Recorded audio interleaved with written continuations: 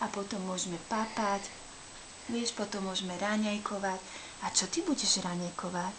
Pribináčik? Áno, to ti bude chutiť? Áno. Pozri, jak sa smeje krásne. To ti bude chutiť pribináčik, áno?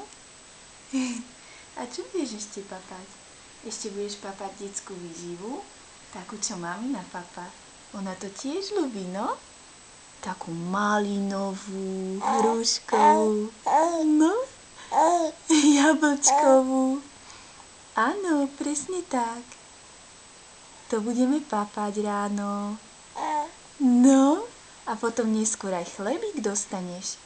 A rožok čerstvý, no? S masielkom. No? Také samé dobroty. No a potom sa budeš hrať s tatinom. No, pôjdete na motokári. Tam ti dá tatino banán na motokárach.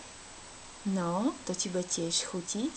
A potom prídete domov a mamča vám dá dobrý obedík mäso. Mäso. No, a potom po obede pôjdeme všetci spolu von. No, a na prechádzke dostaneš niečo dobré, nejakú piškotku alebo zmrzlinku. No, a potom prídeme všetci spolu domov, navečeráme sa, pôjdeme do vane a búvať. No, a neškod maminke vlasy.